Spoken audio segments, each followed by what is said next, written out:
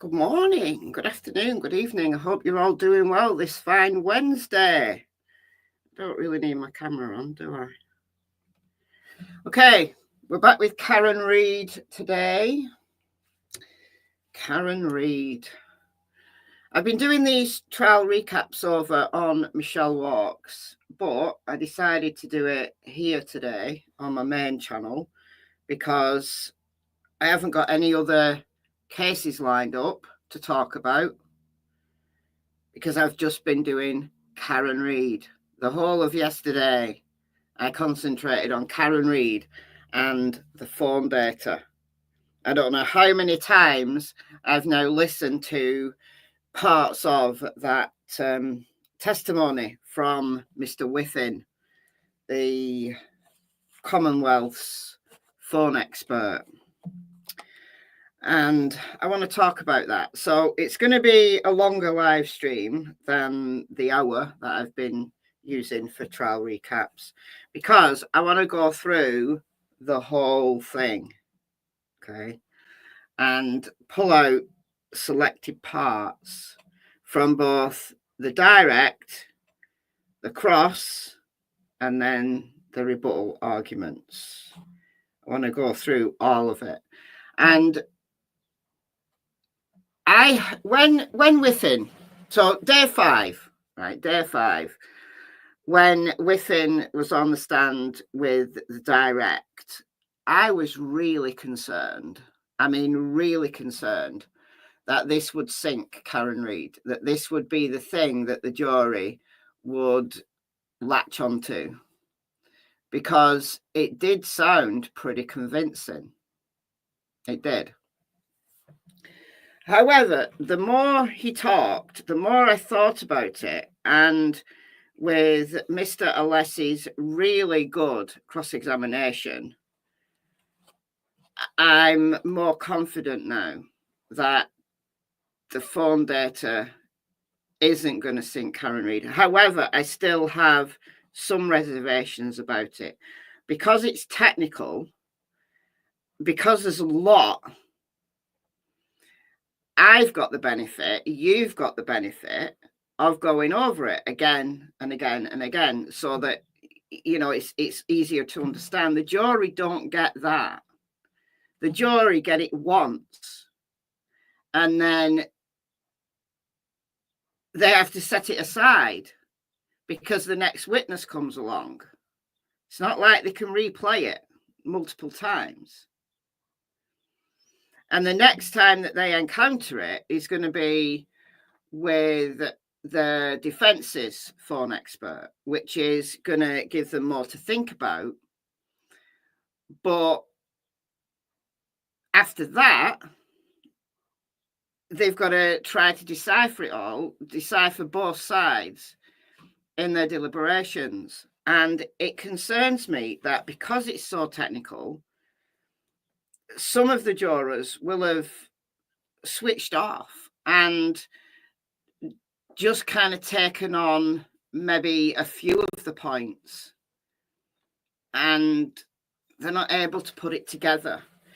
And that, I feel that that's what happened in the Delphi case, that they weren't able to tie all the pieces together. And I think because I studied the Delphi case so much in relation to Libby's phone data, and because I did that, I absolutely 100% know that Libby's phone data refutes the state's theory. It breaks the state's theory. And I feel that in this case, it's a little bit more muddy than Libby's phone data. This is more muddy. And it could go either way in relation to how the jury's going to view it. Now, sometimes a juror who just doesn't understand it because it's too technical, it's too much, they'll disregard it. They'll disregard it completely and say, oh, well, it's not that important. But I don't know. I don't know. I still feel concerned that this is gonna go bad for Karen. Now, what I'm concentrating on in this live stream is the location data. So the location data from Waze, which is like a navigation app. I'm not so much interested in the route.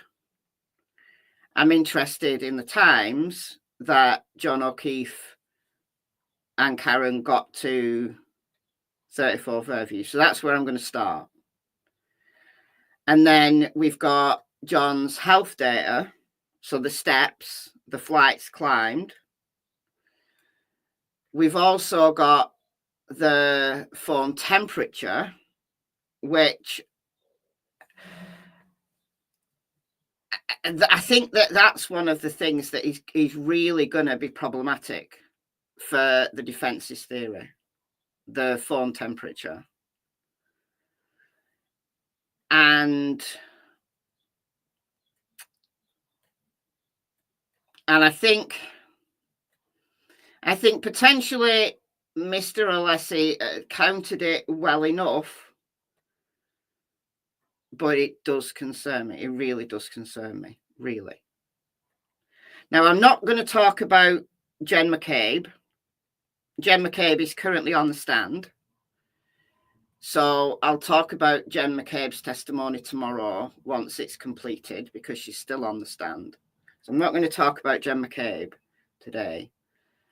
I'm also not going to talk about Jen McCabe's "How's long to die in the cold" search. I did a video on that yesterday, and I still feel the same about it, because I think Mr. Whiffin is wrong. I think Mr. Whiffin, I don't know whether it's intentionally wrong or whether he's just flat out wrong. But as I said in my video yesterday, and it's only 8 minutes, so it's dead quick. And I used a version of iOS from my iPhone XR to do a search or several searches. And what Mr. Whiffin is trying to argue, that the time of the "How's long to die in the cold" search corresponds to the time that tab was first opened, which would be 2:27. But I don't know whether he's doing it on purpose to fool the jury or what, but it's not the time that the tab opened that's relevant. It's the time of the individual search. And if Celebrite can't determine what's an actual search, like he was saying, oh, well, it's not the URL navigation event that we're interested in, it's the time the tab came into focus. No, I don't care what time the tab came into focus or the time that the tab was first created. I'm interested in the URL navigation event. That's what we're interested in. The time that navigation event happened, the time that search happened. And the iPhone or any phone will tell you individual times of searches. The time that the tab was first created is irrelevant. The time the tab last was in focus is irrelevant. It's the navigation events that we're interested in. So, and if Celebrite can't tell the difference between a tab time and an individual navigation event, then Celebrite is rubbish software. Simple as that. All right, but I'm not going to talk about that. I'm not. Go and watch my video from yesterday. All right, let's see who's in the house here. RZ TV, Susan, Elizabeth, good morning, Northwest England. Yeah, I'm in Northwest England as well. It's really nice outside. Really nice. Hello, CW. We've got Genzago, maybe. We've got Feds are watching. Feds are watching. Thunderhorse, that's good. Bayu Babe, MB Inc., Queen of Ravens, Patrice James, good morning to you. Hello, Amy, Grammy, Queen of Ravens. Enjoy Mr. Whiffin, Yorkshire accent for the win. He's not got a very strong Yorkshire accent, has he? It's more South Yorkshire stroke Midlands accent. East Midlands accent. Hello, Mayor. He is quite a likeable witness. You're right, and that troubles me as well. That because he explains things, and he sounds convincing, and he is a likeable person. That concerns me. It does. Hello, Miss Wales. Nice to catch you live. Oh, kids are ill. Oh no. The trial is why I changed my name. That's good. Hello, Carolina. We got Amy. I think I said hello to you already. Ledger's Bever Loud Arca. Yes. So right at the end of yesterday, you could easily have missed it because they kind of dismissed the jury and then it went on to mute. But then they came back for just a few minutes.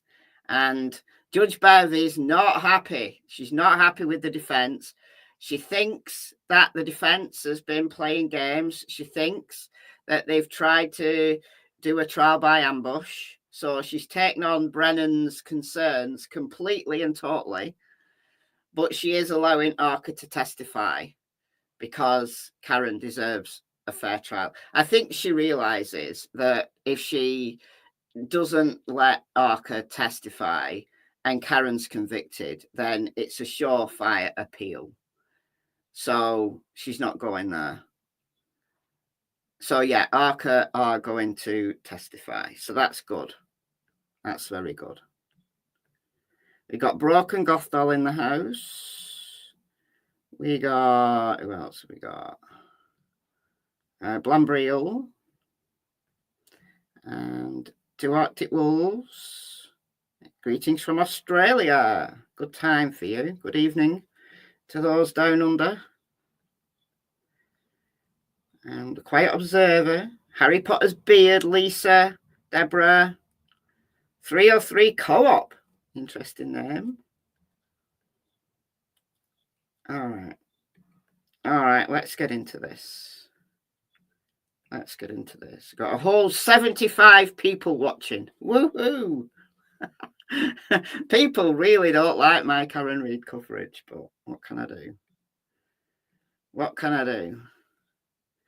Okay, so we're starting here with day 5. So this is partway through his testimony, and this is the beginning of the location data. Okay. Mr. Whiffen, before we go into the next subject area, I'd like to ask you about the location data.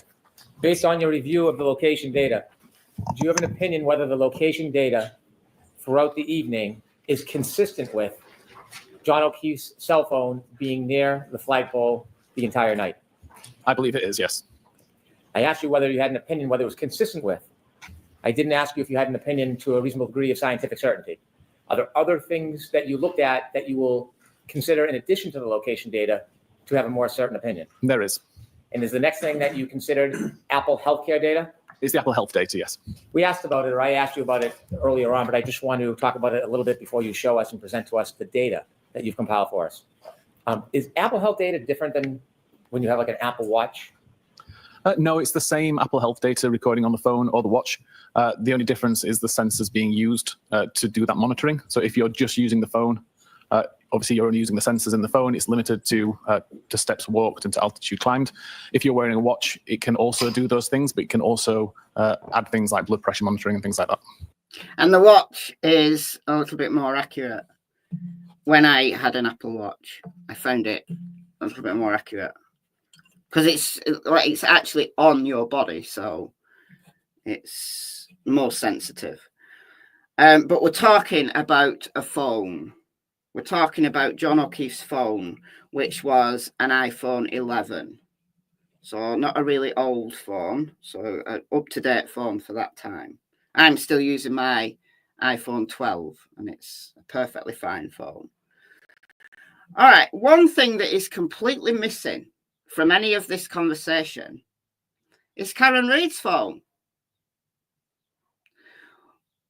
Why did Mr. Whiffen not analyse Karen Reid's phone? Because if it's true that John O'Keefe's phone climbed 3 flights of stairs while it was travelling between the Waterfall Bar and 34 Fairview Road, Karen Reid's phone also should have climbed the same amount of flights and put in the same amount of steps while they were sitting there driving, shouldn't it? And Karen Reid's phone would have told us exactly when Karen Reid's location data moved away from 34 Fairview Road. Thank you, Denise, for the £10. Thank you so much. Do a cracking analysis. Thank you.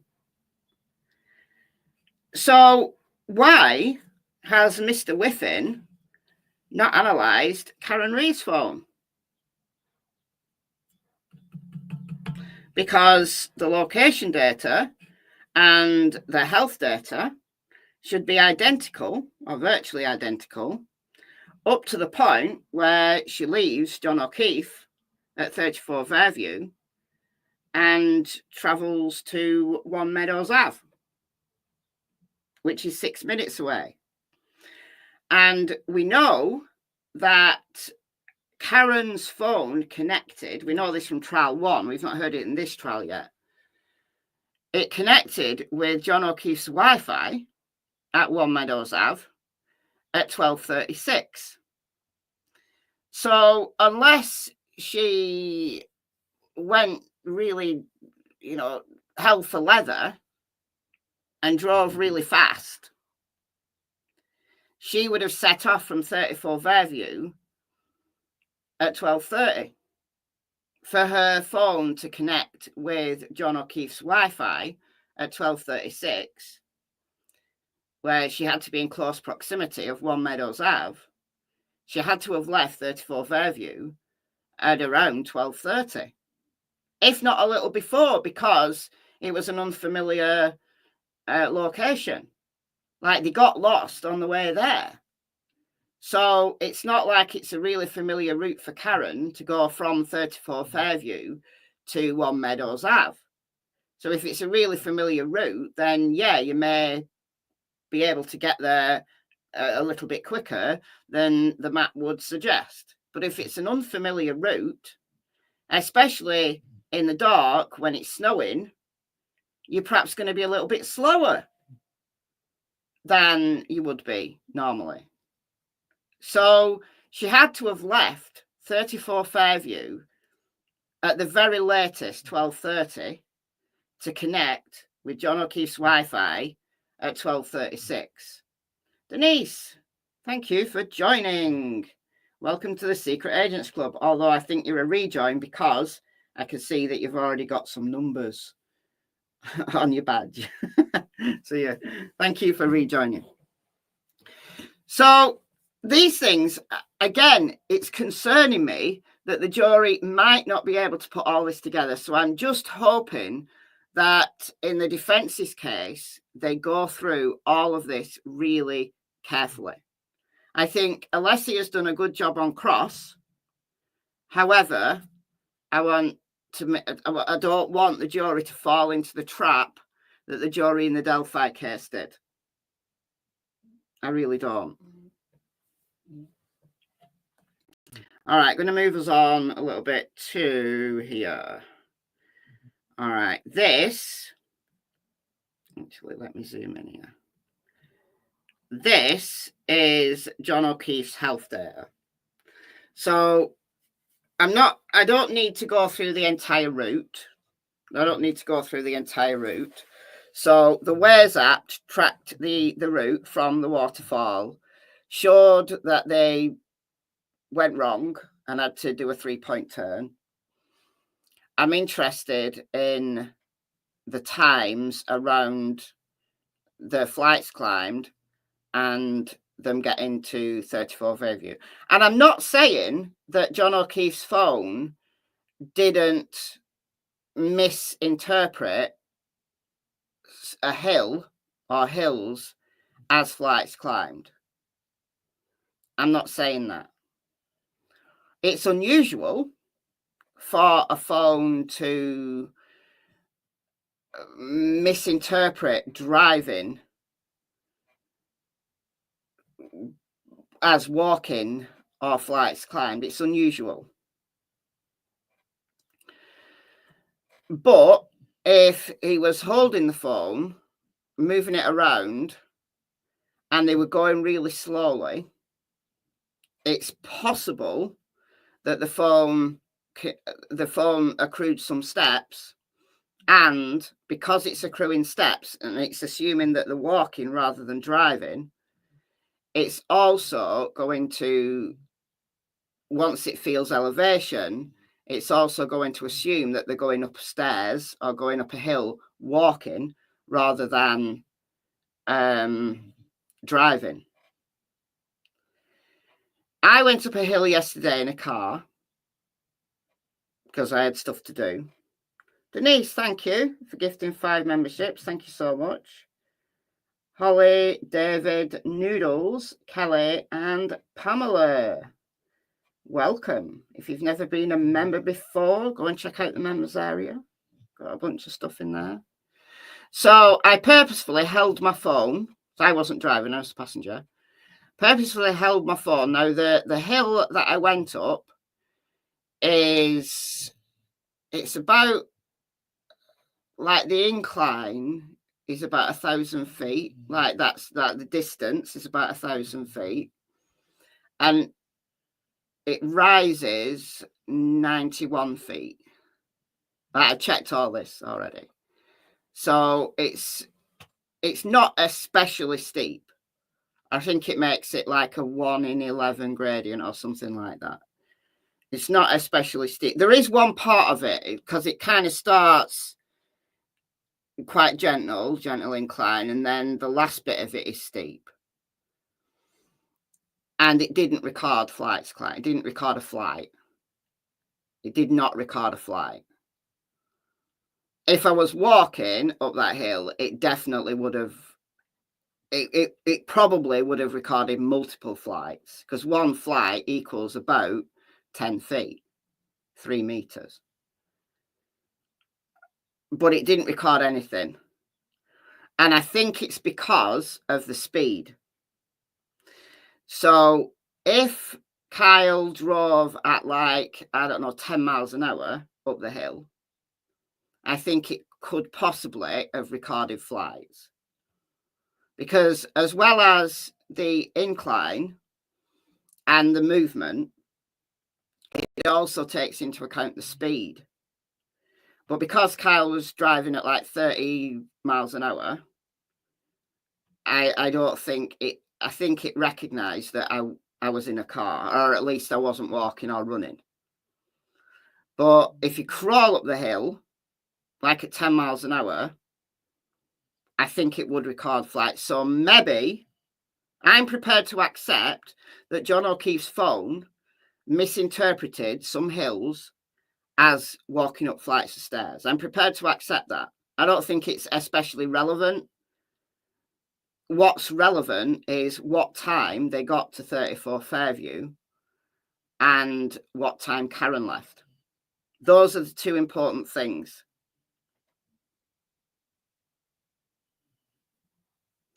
Now, there is actually a hill. There is. I know that people have done the drive and it's flat, but because they went the wrong way, there is a hill. There is. So I find it really interesting. I may play this part, I may not get to it. But at some point yesterday, I think it was in the rebuttal, Mr. Whiffen said that he drove the exact route on Sunday night, including the place where they went wrong and they would have gone up a hill. And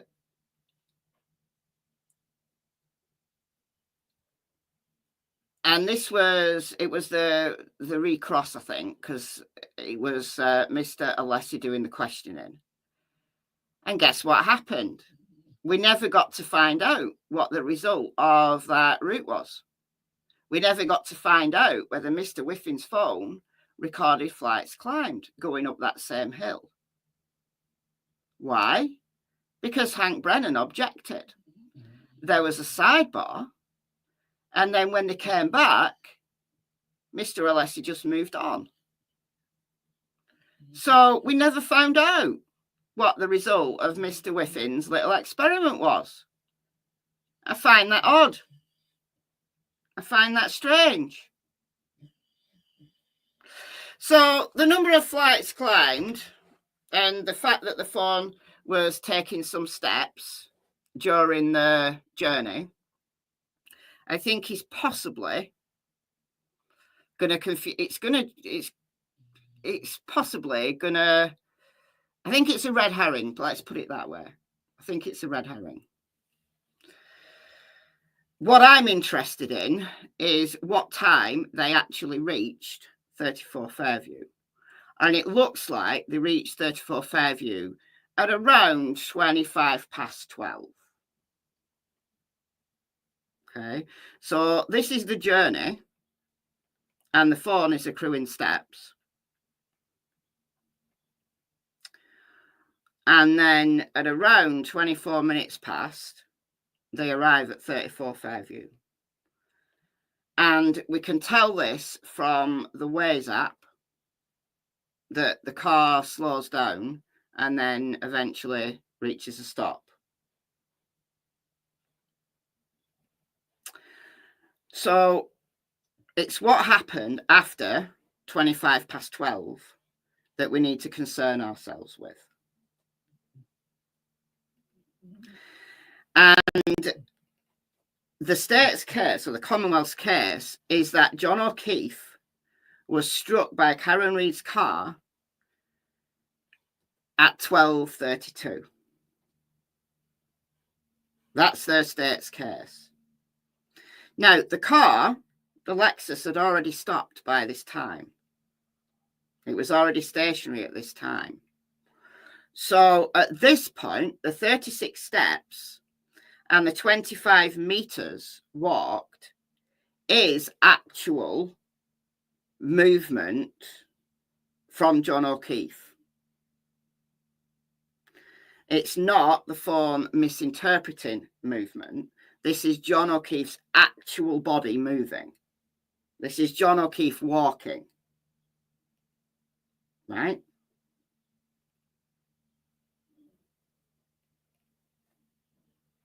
If John O'Keefe went down the basement steps, it wouldn't record as a flight climbed.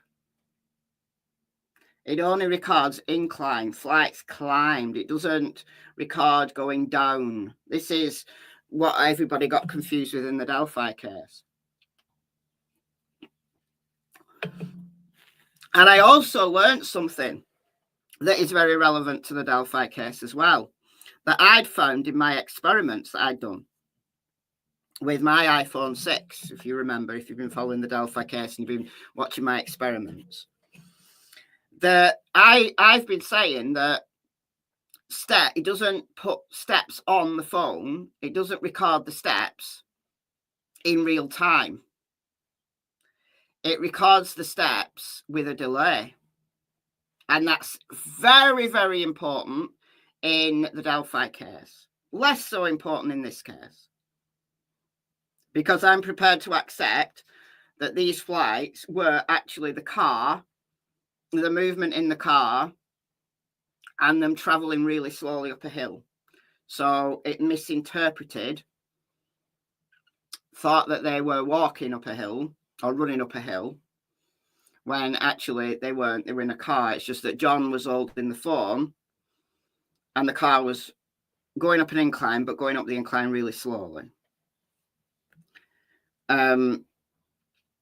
It may not be, but I'm prepared to accept that, because it's what happened at 34 Fairview that's important. And if John went down the basement, that would not record as a flight climbed. It only records going up, not going down. So it'd have had to, if these flights climbed were inside 34 Fairview, it'd have had to go down and up, down and up, down and up.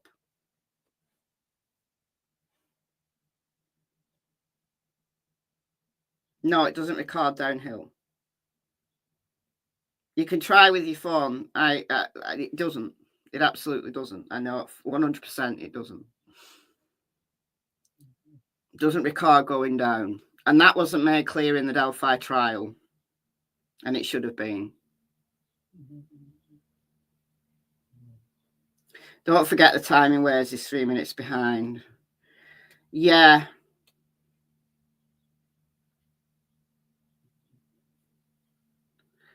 And the flights climbed. Mr. Whiffin said that the delay from actually walking up or running up a hill and it actually registering on the phone is between 15 and 50 seconds. And I think it's a little bit longer. My phone only records steps between a minute and 2 minutes after the actual activity. Hear a pupper snoring. Nobody's snoring. The farmer's in the field doing stuff. You might be able to hear a low rumble of farm machinery. Fields just like I'm at the back of my house, so the field's just right there. You might be able to hear that because the window's open.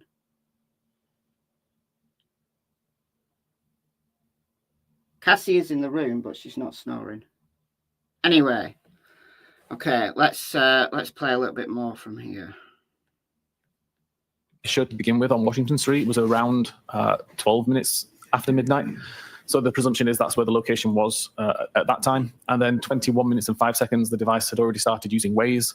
It was already driving along Denham Street or had turned onto Maplecroft. What time did you say that Waze was initiated? It was approximately 19 minutes and 30 seconds-ish. Thank you. Again, we see at 21 minutes and 10 seconds until 24 minutes and 22 seconds, there are 80 steps recorded. And again, if you compare this to the location data, we know that the device was in a vehicle at this time. Between 22 minutes and 14 seconds and 24 minutes and 37 seconds, we have 3 flight climb events that are aggregated into that time period. And again, the location data shows that the device was traveling in a vehicle at that time. Mr. Whiffen, you had showed us a slide of 2437 on January 29, 2022 in your PowerPoint presentation, noting at that time, 12/24/37, the phone in the car was still traveling at 1.4 miles per hour. Correct. This is about a second before it came to a stop. Can you conclude to a reasonable degree of scientific certainty that that period of 12/22/14 to 12/24/37, Mr. O'Keefe, or at least Mr. O'Keefe's cell phone, was still in that car?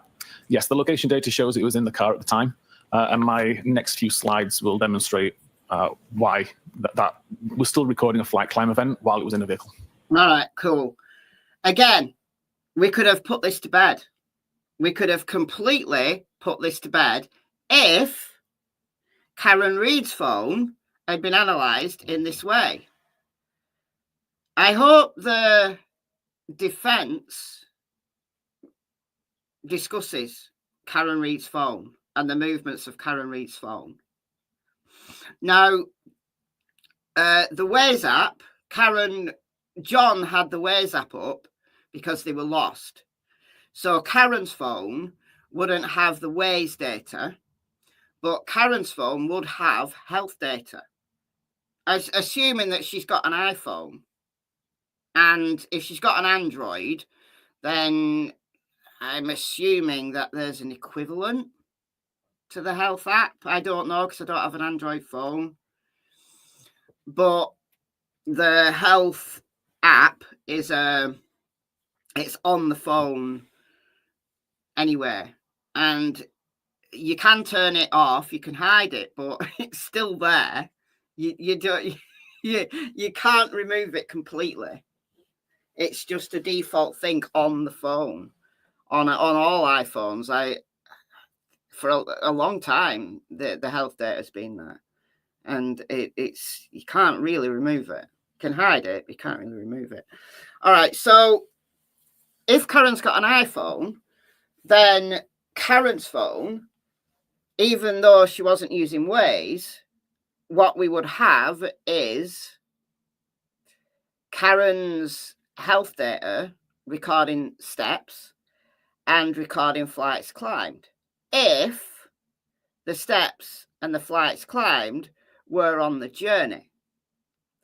If Karen's phone, however, did not record those things, and there's no indication that there was any flights climbed on Karen's phone in between 34 Fairview, in between the waterfall and 34 Fairview, then we could deduce that actually there's something wrong with the time, and the flights climbed and the steps were inside 34 Fairview.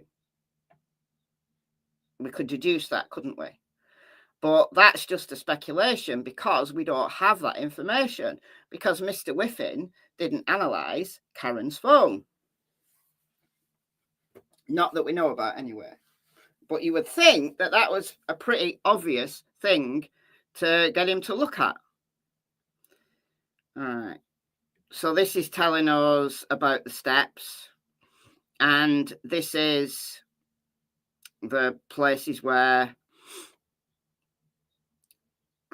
and this gradient here is taking into account the delay. So he said between 15 and 50 seconds delay on the steps. I think it's a bit longer. I think it's closer to 2 minutes. On my phone, anyway, it was closer to 2 minutes. This is the gradient that he's talking about at the different places. And there is a hill. There is. I promise you there is. Not if you go just like the straight way, but the way they went, the way they just went the wrong way. So, again, we could have put this to bed if he'd also analysed Karen's phone. All right, what's this? Okay.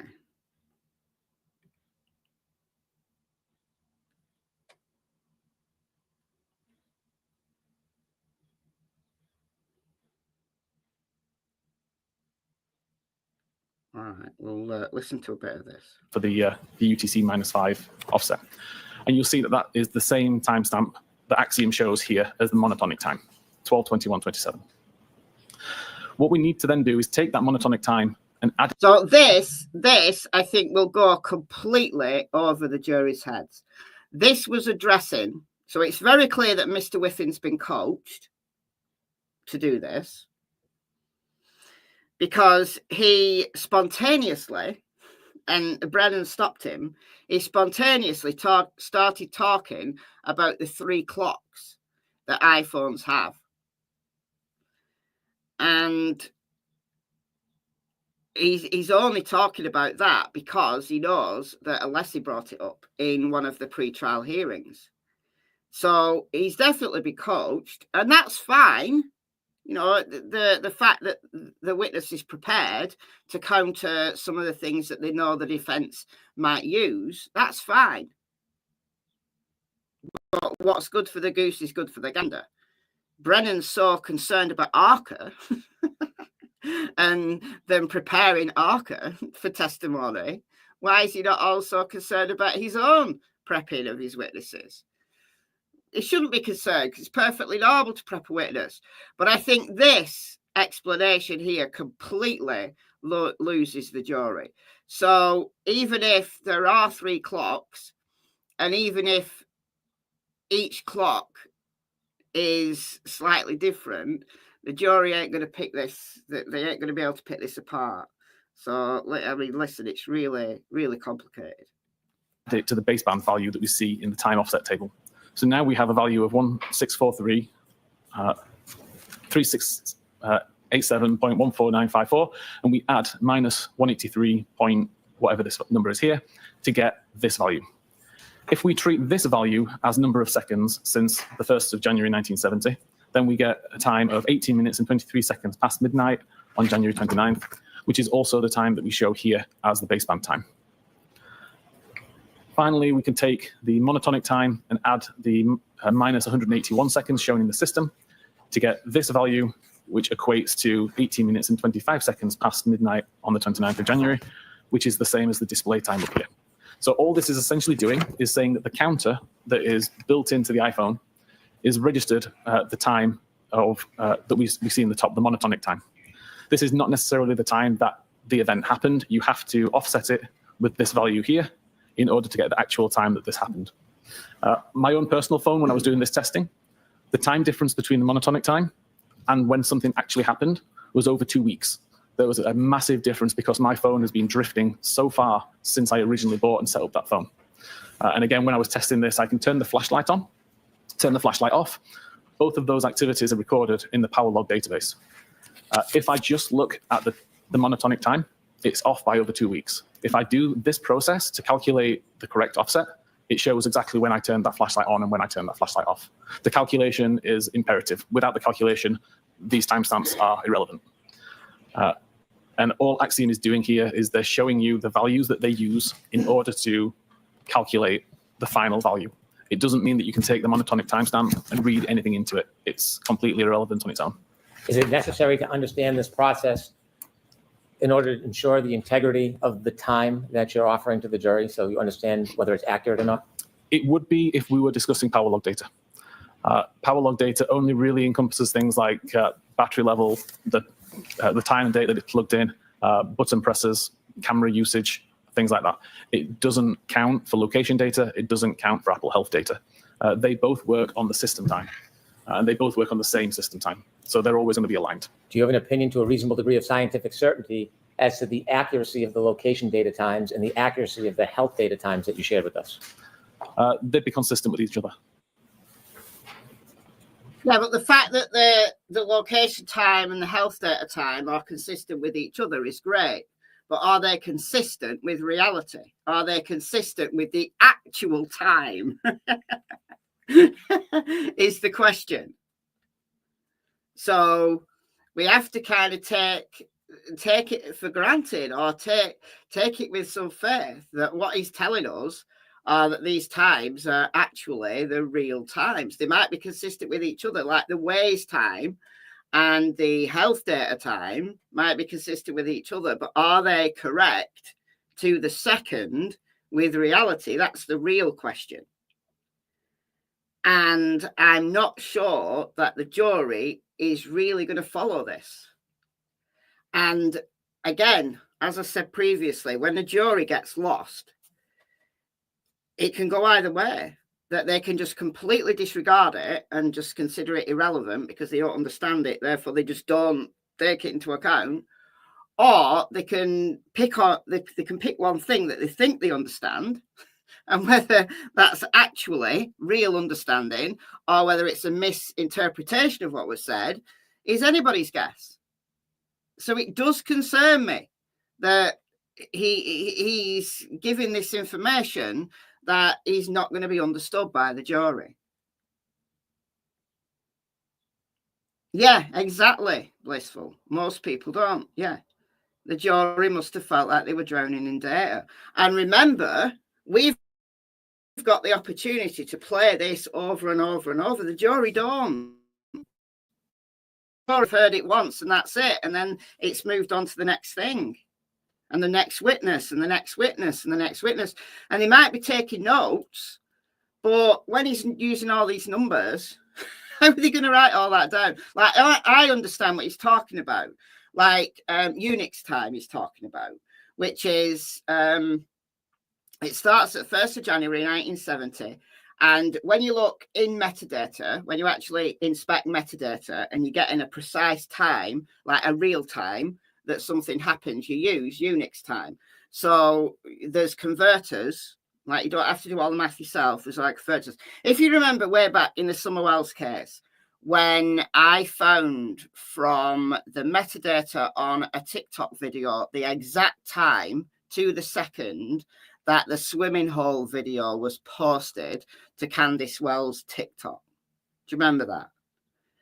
I did that from inspection of the metadata, like opening the code, find,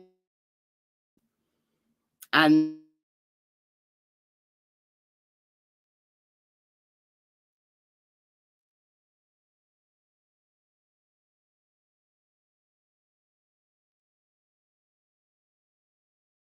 I only understand what he's doing here because I understand the metadata. I understand the code.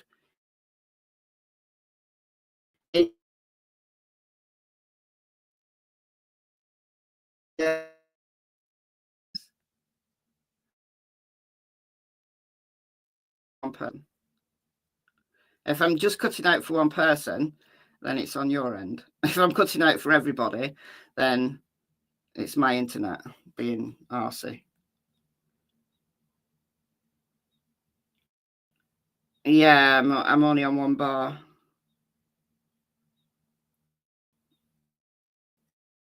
But all right. Can't hear me. Oh dear. Cutting out. Breaking up a bit. Oh dear. Oh no. Oh no. All right, we'll carry on. Hopefully it'll just rectify itself. Listen, I live out in the sticks, so I can't have the all singing, all dancing internet, with fancy fibers and stuff. I have to deal with bad internet for everybody. My entire world is bad internet. So there's that. All right, let's move us on. And I want to get to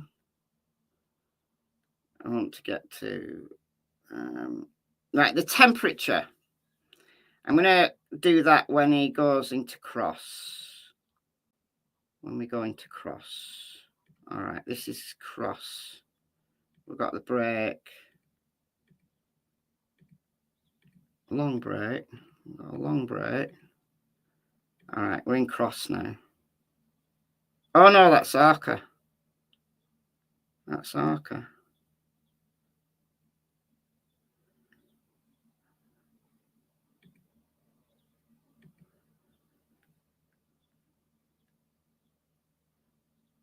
Oh, those are the messages. Don't care when his messages were sent. All right, we'll move on to day 6 because Alessi is really good. The bulk of the cross-examination was yesterday. So this is from the cross-examination from yesterday. Still under oath. Thank you. All right, Mr. Alessi, you all set? Thank you, Your Honor.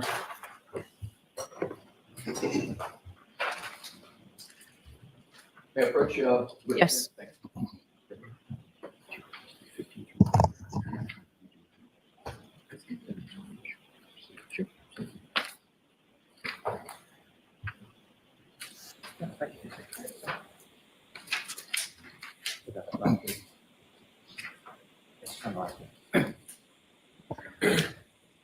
Your Honor, if I may address the court. Okay. Mr. Brendan and I have agreed, as we did yesterday, to stipulate into evidence portions of Mr. Whiffin's March 2025 report. So if I could have it marked.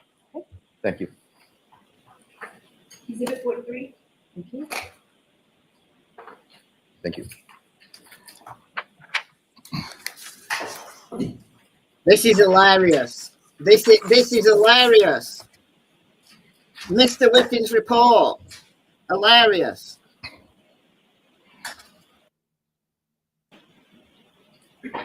May I, Your Honor? Yes. Thank you. Morning, Mr. Whiffin. Good morning. And welcome back. Thank you.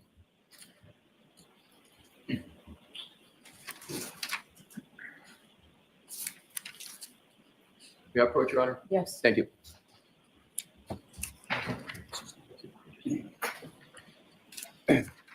Thank you.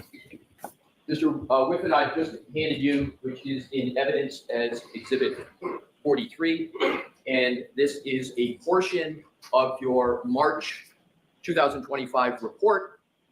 If you could just take a moment to look at it, and when you've had a fair opportunity to do that, I'd ask you to turn to page 28. Okay. And just if you could, sir, just pick up your head and let me know when you're ready to proceed. Okay, thank you.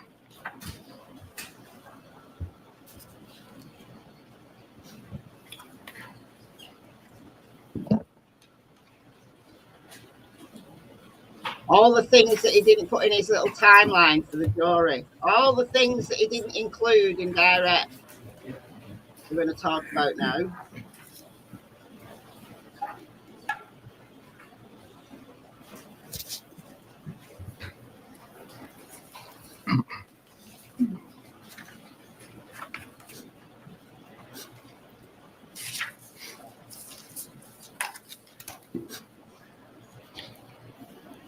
Keep reading.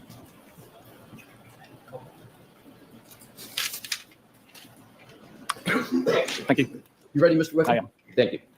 So what I'd like to do is to, with your honor's permission, is to publish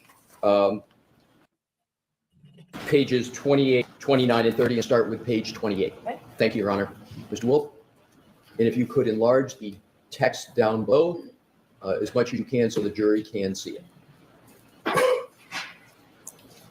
Thank you, Mr. Wolf.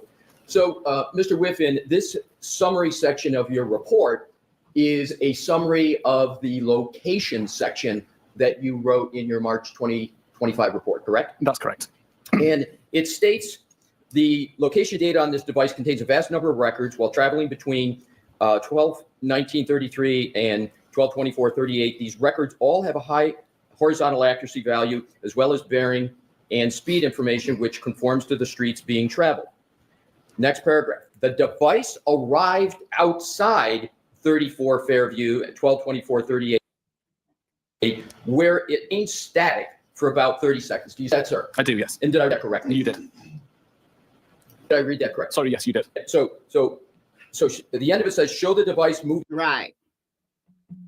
Right. This is the heart of the matter.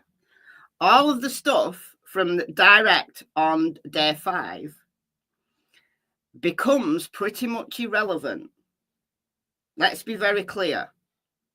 All of the timeline, the Unix time calculations, all of that, if I was a jury member, I would have now disregarded. Because what becomes crucial is understanding those few minutes that happen after 12:24 and 38 seconds. Because as a juror, I'd be prepared to accept that that's when they arrived outside of 34 Fairview Road. I wouldn't be able to dispute it. Let's put it that way. I wouldn't be able to dispute it. So what I'd gauge my opinion on, if I was a juror, would be what happens from here. Because this is when John O'Keefe arrives at the location where he loses his life. So the actual time that we should be interested in starts at 12:24 and 38 seconds. And this is from Mr. Whiffin's own report. It's a shame that Mr. Whiffin didn't mention this kind of stuff under direct when he had his little timeline, for the jury. This is where the actual important stuff begins. And it took Mr. Alessi, under cross-examination, to bring out this information. That's a problem. Moving west from the roadside towards the house. That's what you wrote, correct? Correct. Oh. So John O'Keefe, so his phone remains stationary for about 30 seconds. So and then at 12:25 and 30 seconds, so this is now John O'Keefe out of the vehicle, his phone starts moving in a westerly direction towards the house. Oh, well, that wasn't in the timeline, was it? Oh, no. Shall we have a look? Shall we have a look? It gets even more confusing when we get the longitude and latitude up. So here we are. Here's 34 Fairview. Right. So they're coming along this way. At 12:24, 38 seconds, we're stationary. The phone doesn't move for a few seconds, and then at 12:25 and 30 seconds, the phone starts moving in a westerly direction towards the house. Look, here's the map. Here's the map. So coming in this direction here. Stationary. Doesn't matter whether we're parking here. Doesn't matter whether we're parking at the flagpole. Doesn't matter. All right. We've come to a stop. Can you not see the map? Yeah, you can see that. Maybe there's just a bit of a delay. You got the map now? Okay, good. There is a bit of a delay. I can see on. I'm seeing what you can see over on my other screen, and there is a delay. Yeah, there we go. Popped up now. All right, so it's moving. 12:25 and 30 seconds. We move in a westerly direction towards the house. Oh no. Where is that in the timeline? We can see this is west. We're pointing north. Here is the compass. We're pointing north. Or north, south, east, west. We start moving in a westerly direction towards the house. Cool. So at 12:25:30, that's when John O'Keefe is outside of Karen Reid's vehicle. All right. I would like you to, Mr. Wolf, if we could switch back to the timeline of Mr. Whiffen that we had published yesterday in DEC. Can I just say that Cassie's farted and it absolutely stinks? I just want to point that out. You've glad that smell-o-vision doesn't exist because it stinks. Cassie, what have you been eating? Dear God. 79. Mr. Whiffen, if you could please, we just read that portion of your report that says at 25:30 the device bearing shifts to a westerly direction as location records also show the device moving west from the roadside towards the house. Did you put that in your timeline? I did not. It's kind of important information, isn't it? I believe with the declining accuracy, the value that those records provided was more limited. But it was important enough for you to write it in your report, but you didn't put it in the timeline, correct? Correct. So his argument is when John O'Keefe turned Waze off, because Waze, the location data is really good on Waze. When he turned Waze off, the location data on his phone became less reliable. Well, might do for a few seconds. However, do it yourself on your phone. Get up a map, anything, any app that will show your location and move around. Like on Google Maps, you can see yourself, you know, the little blue dot, you can see yourself walking up a road. You can see when you turn direction.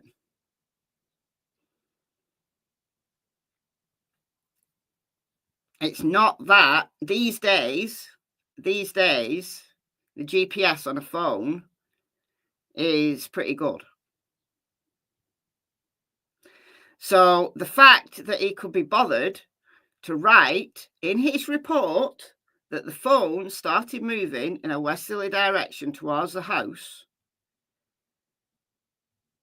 with no caveat saying that it doesn't believe that this is he believes that this is inaccurate because the location data was off.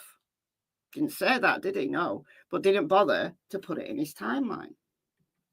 Now, if you could continue on your report, page 29, Mr. Wolk, if we could put, and we're going to be flipping back and forth between the timeline in your report. Okay. If we could go to page 29, enlarge it, the text, so the jury is able to read it along with us. We're going to start from the top. So the next says, from the combination of device location and bearing, it does appear that the device started to move towards the house. However, since the bearing information appears to be based on the location records rather than the direction the device is facing, it is difficult to say with any degree of certainty if the device actually moved. Did I read that correctly? You did. So Okay, so he did have the caveat. Okay, good stuff. the first part is, again, a statement that the device has started to move toward the house. Now, if we could... But it is convenient, isn't it, that the phone started to move in a westerly direction? It's not that it started to move in an easterly direction, because we know if it had started to move in an easterly direction, we know that that's inaccurate, because that would be taking him across the road to the neighbour's house. It didn't start moving in a southerly direction or a northerly direction. It started moving in a westerly direction towards the house. And oh, look, the house is in a westerly direction. So it's, even if you could argue that the location data is inaccurate, it's still moving in the direction that you would expect it to if he was walking towards the house. And also, we've got to remember that the phone started to register steps at around this time. Because remember, there's a little bit of a lag on when steps get recorded. So there's a bit of a lag. And flights climb, there's a little bit of a lag. For it to, you're actually doing the action, and then for it to register on the phone, there's a bit of a lag. So when the 25 meters walked happened, 25 meters is about 80 feet. Let me just check. 25 meters in feet, 82 feet. So at around 12:31, John O'Keefe's phone walked for 82 feet. So a little bit of a lag. Maybe it happened at 12:29 or whatever. But that phone walked 82 feet.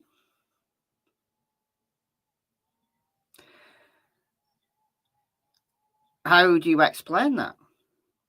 So we've got the phone moving in a westerly direction, 12:25.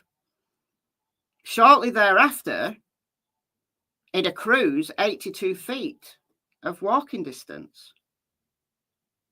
How do we account for that if John O'Keefe got out of the car and stood there reading a text. This is the Commonwealth's theory, that John O'Keefe was stood there reading a text and Karen reversed into him and killed him.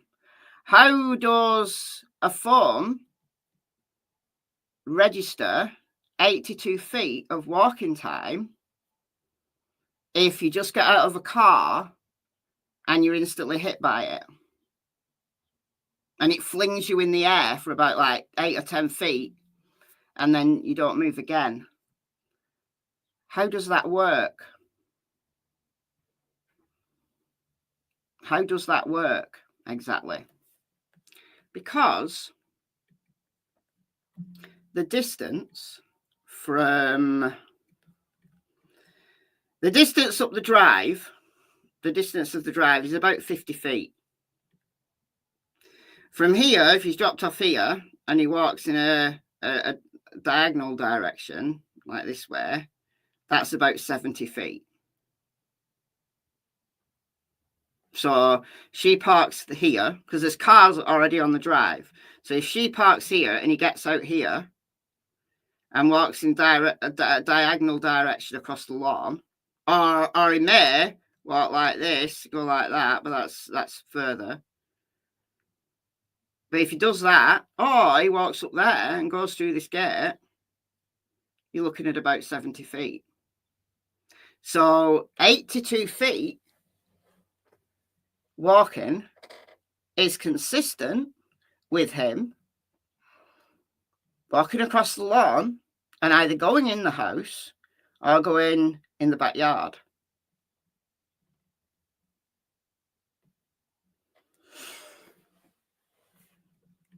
How are we accounting for this? How are we accounting for this under the Commonwealth's timeline? Oh, we're not. Oh dear, we're not. Because if you're saying that the phone is accurately recording 3 flights climbed and a bunch of steps while you're driving, you've also got to accept that it's accurately recording steps and how far you've travelled when you're actually doing walking. If you're accepting one as accurate, you've got to also accept the other as accurate.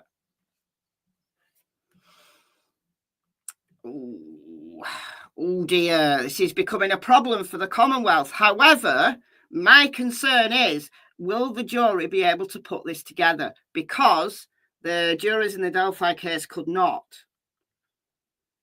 And having lived through the Delphi case, I know that even with a whole bunch of reasonable doubt, it doesn't shake the jury from a guilty verdict.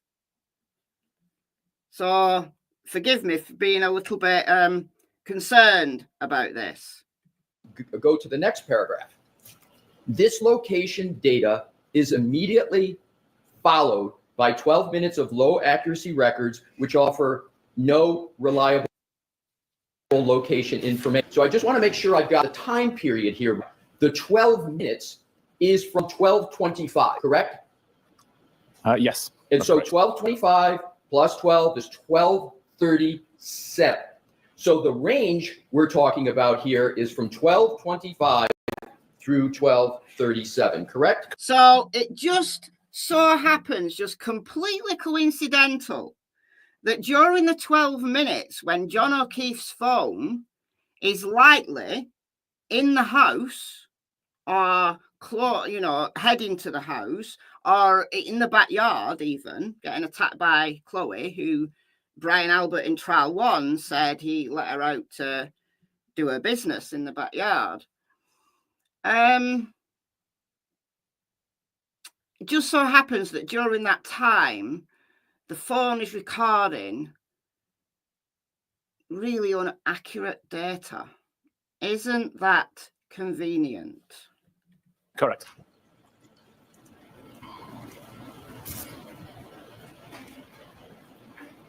Then, if we could go to Mr. Woke, please, back to the timeline, slide 82.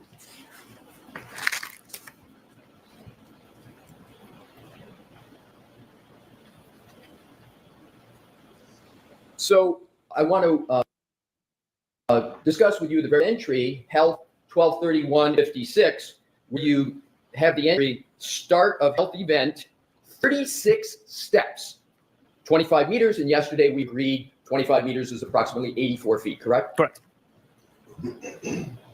And that is what you have in the timeline. Let's understand what that means. At that time period, 12/31/56, do you recall writing in your March 2025 report that the device began moving for a period of 20 seconds? Related to the location data, I believe. Yes. Yes.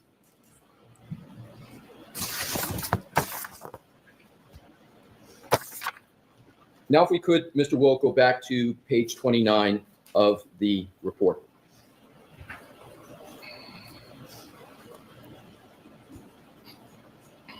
So what I want to do is go back to that paragraph up at the top from the combination of the device. From the combination of device location and bearing, it does appear that the device started to move towards the house.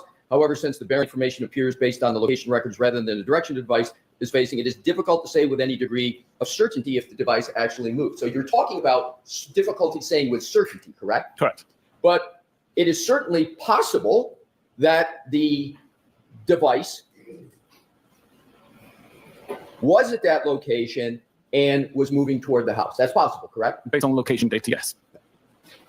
Okay, so it would be convenient for the Commonwealth if the phone was pretending to move, that it pretended to record steps, it pretended to record that it walked 82 feet. That would be very convenient for the Commonwealth.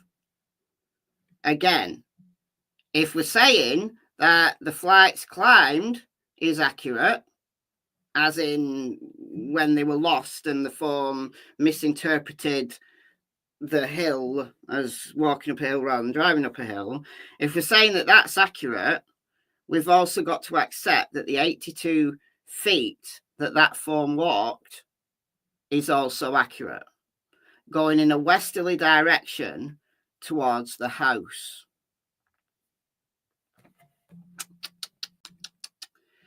That's a problem. All right, let's move us on a little bit further, shall we? Let's move us on a little bit further. Now we've got this graph. All right, this graph's interesting. This graph's interesting. So this is him trying to give us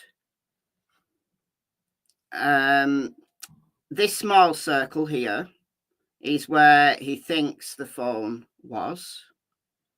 And then this is the outer rim of where the phone could be.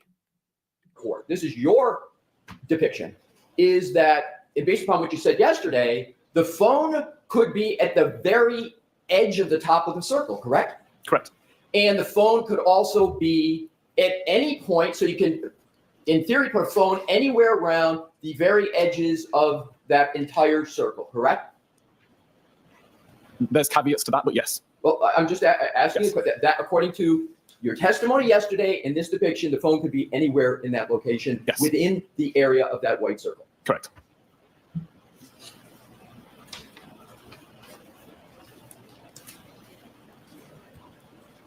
I would like to now go back to the timeline, Mr. Wolf, where we had left off, which is slide 82. Right, going back to the timeline. So the location data,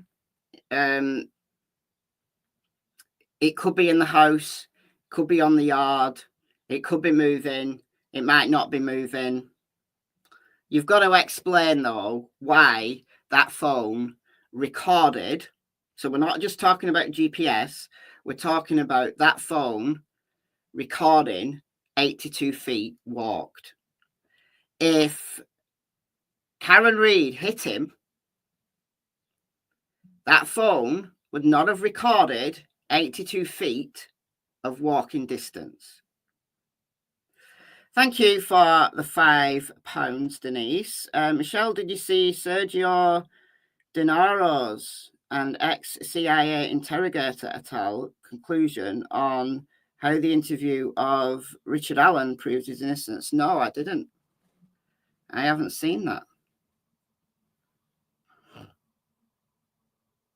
But I absolutely agree that Richard Allen is innocent.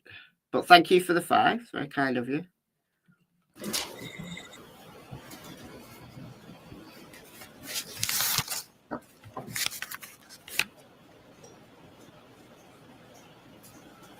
And at the very top entry, you have health, time 31:56. And then the description, start of health event, 36 steps, 25 meters, and we agreed about 84 feet. And this is where the device began moving toward the house for a period of 20 seconds. Is that correct? It's the time that 36 steps started to be recorded. I've got no idea of the direction of travel. I want to focus on the time. Well, you said that the phone was moving in a westerly direction. Okay. 12:31:56. Are you aware that a firm called Aperture, on behalf of the Commonwealth, has submitted a report that states that there was a trigger event at 12:31:56 that they refer to as the supposed collision? Are you aware of that? Objection. Sustained. I recall seeing a report. Sorry. You don't have to answer that. Sorry. That's okay. Why did Brennan object to that? Why did Brennan object to the Commonwealth's own experts that they employed Aperture, which we've not heard about yet? Now, they weren't in the first trial, so I don't know what they're going to say.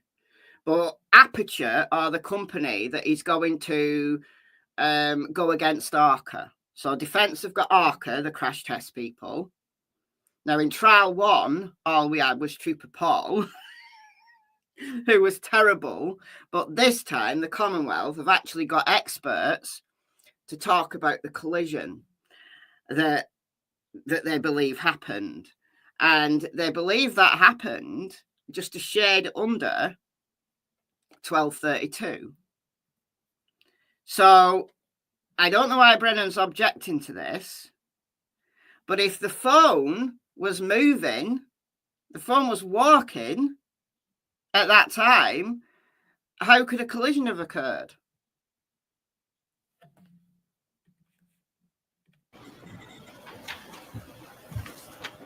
Mr. Whiffen, are you familiar with a firm called Aperture? I'm vaguely aware of them. I've heard of them once. Are you familiar with a person by the name of Dr. Judson Welcher? I'm not, no. But you're familiar with the firm Aperture? I am.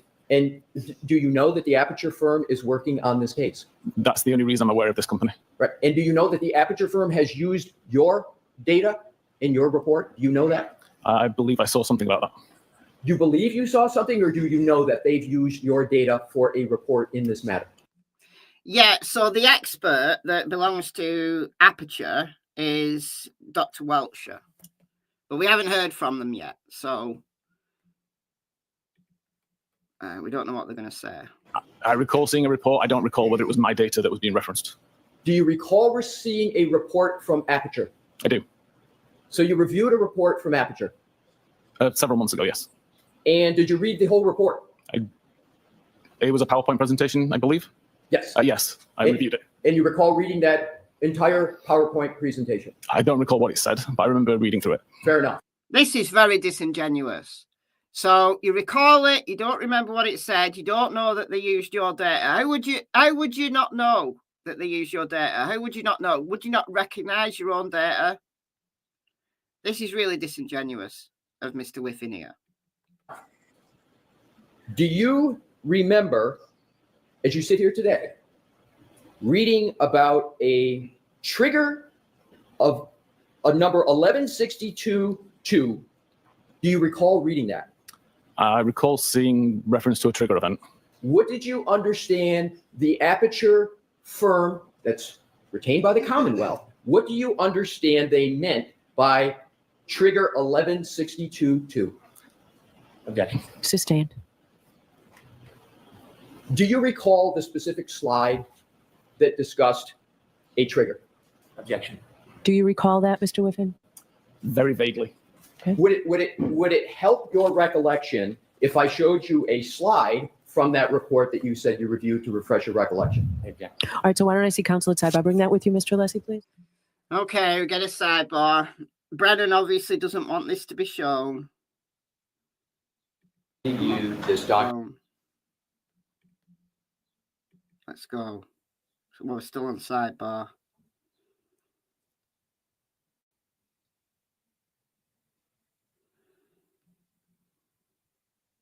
I don't like using a computer. Like when you're on an iPad or a phone, you could just tap it and move it on 10 seconds. Sidebar. Sidebar. Sidebar. Quick number sidebar a bit.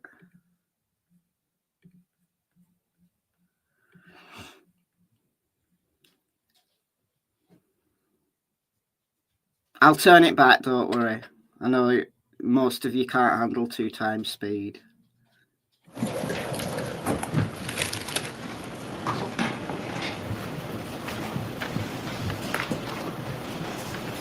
May I, Your Honor? You can approach. Thank you.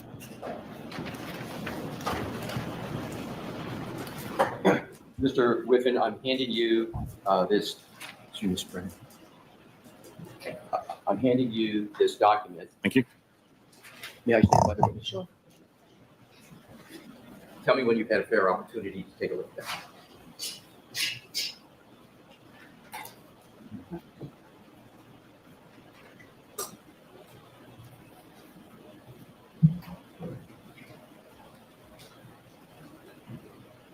Okay. Thank you.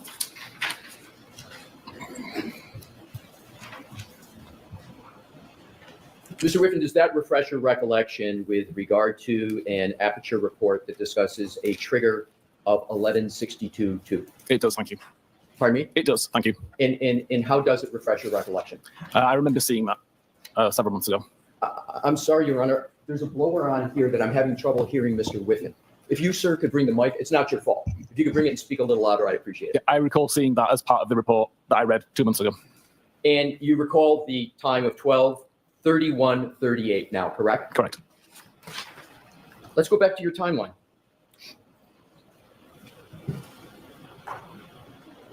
'82.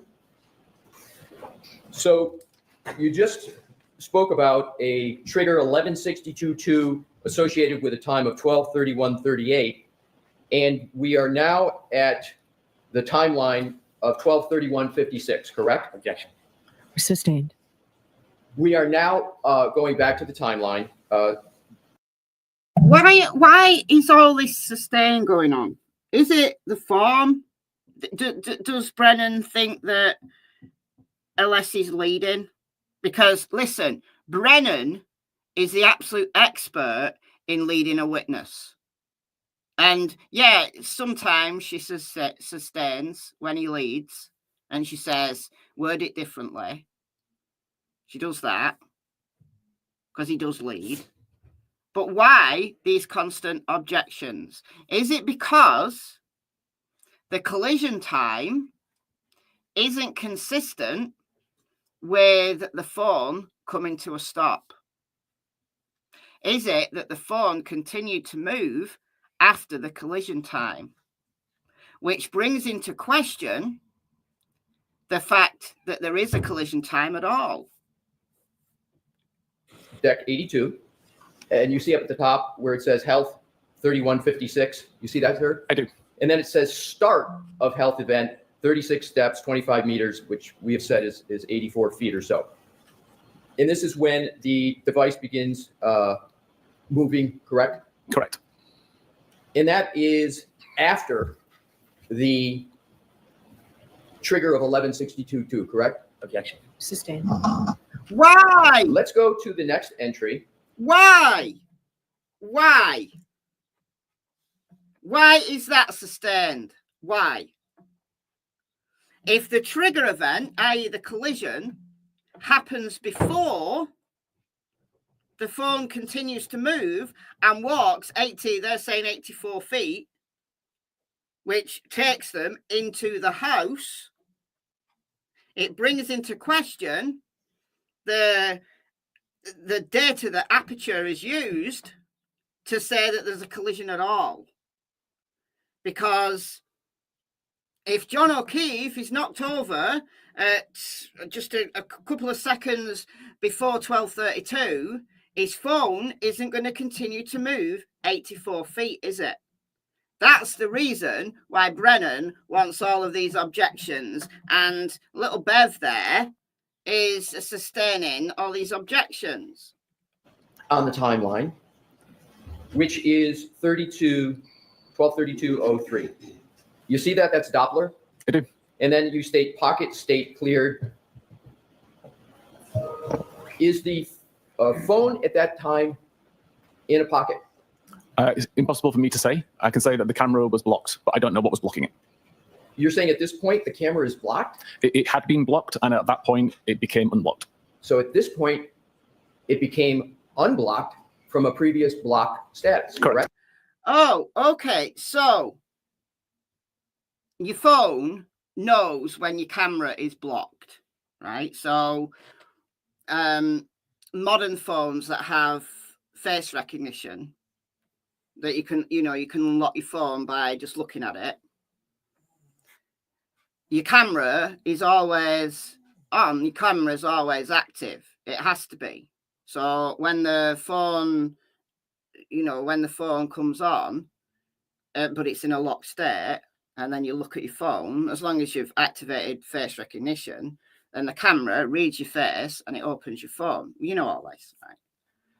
But when the camera, it's the front camera, not the back camera, the front camera is blocked, it records in the phone somewhere that it's in pocket state. Now, it doesn't necessarily mean that it's in a pocket, but it could mean it's in a bag. It could mean you've got your hand over the front camera. You could have put something over the camera, but it's blocked. Well, how come then the phone records pocket state being lifted, i.e. the camera goes from an occluded state to a clear state? How does that happen after the collision is meant to have happened?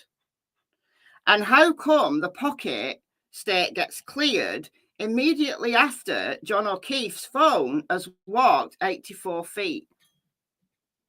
If John O'Keefe is already supposedly lying on top of his phone next to the flagpole. I just hope that the jury are able to put this together, because this clearly shows that John O'Keefe was not lying down, dying, with his phone underneath him at 12:32 after the supposed collision. This, for me, proves it.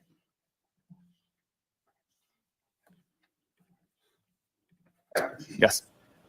Does there have to be some human manipulation of the phone at 12:32:03 for that to happen?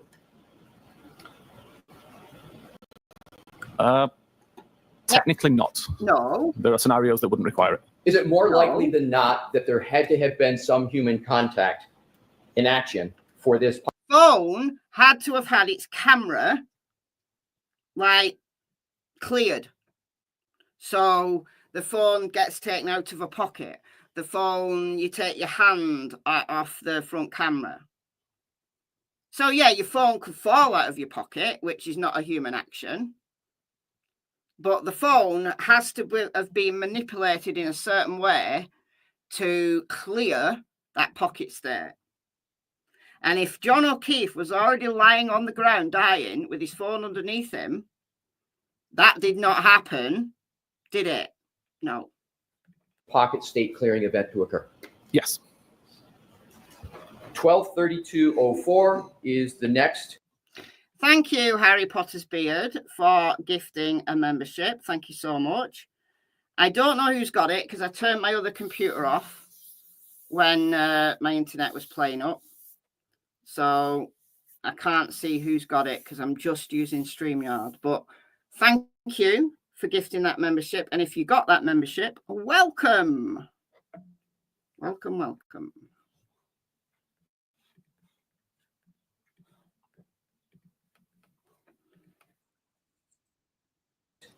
To type unlock, device unlock with Face ID. You see, is there human action that has to occur? Typically, you must be paying attention to the phone. I'm sorry, sir. You must be paying attention to the phone, assuming that that setting's enabled. So someone had to be looking at the phone. Yes. Oh, no. Someone had to be looking at the phone at the time that John O'Keefe is supposedly lying on the ground near the flagpole, dying of being hit by a Lexus. Oh, no. Surely not. At 12:32:05, application focus. What does that mean? That the messages application was at the foreground of the device being used. Next entry, 12:32:06. We discussed this. It says read message pull behind me, and that is associated with a Jen McCabe. It's a Jen McCabe message of 31:47. Correct. Correct.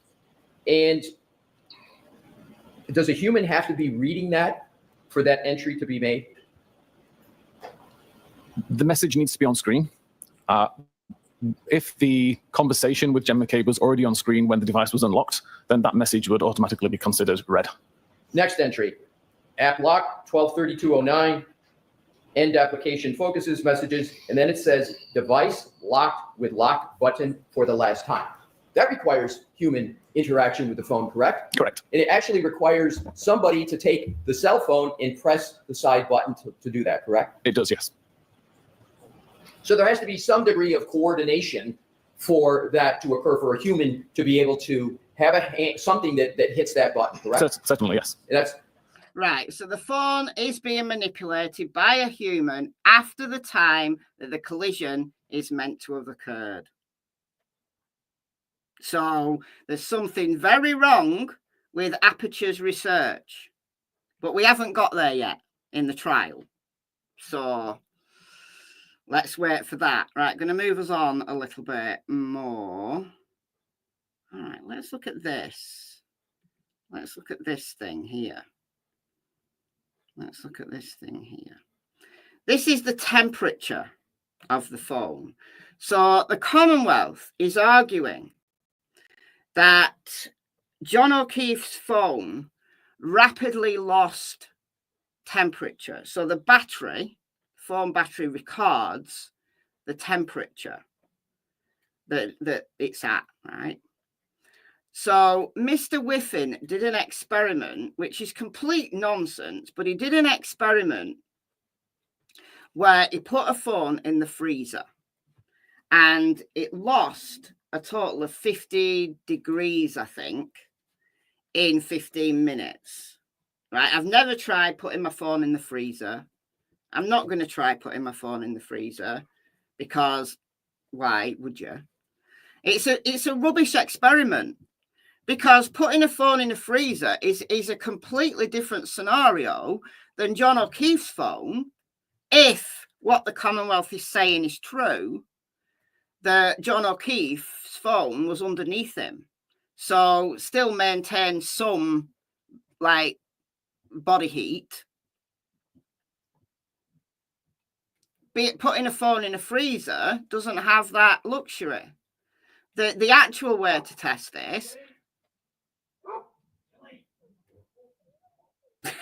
I don't know if you can hear Kyle swearing. What you should have done is gone to an area where it's cold and snowy, put the phone on the ground and then led on the phone for a period of time, and then see how much the phone lost temperature. It's stupid experiment. Anyhow, they're saying that this phone has been out there basically from 12:32 until 6 or whatever when it got picked up. All right. So we know that the cops got there. It was like 6:04, something like that. And we know that there was a bunch of activity on that phone from 6 o'clock onwards, right? So it started accruing steps. The temperature of the battery changed. There's all a bunch of stuff that happened. But we know that. That's when Karen and Jen and Kerry got there and the cops got there. So we know that that's accurate, right? That phone did start moving. Loads of things started happening on that phone at that time. But what this phone temperature, and again, I hope that the jury are able to see through this, because that the phone did lose temperature because John was outside. John had been placed outside for some considerable time. So the phone being in the position it was at, yes, it's going to still maintain some, a decent temperature because it's underneath the body. But it doesn't tell us anything about when John O'Keefe died, how John O'Keefe died, or in fact, whether the phone was in the house for a small period of time. It doesn't tell us anything about that. It doesn't tell us anything about that. Now, there's a graph. Don't know whether it shows this graph or whether it's just indirect, but it was a silly graph. So look at this. So I wasn't very enamored by the phone temperature stuff. It didn't strike me as being very useful. I mean, potentially confusing to the jury. May I have exhibit 42, please? It's very potentially confusing to the jury, but maybe that was the purpose of it.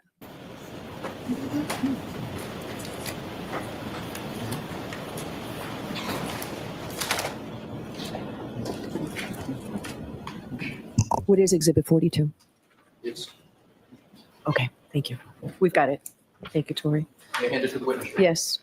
Mr. Whitman, I'm handing you exhibit 42. Yes.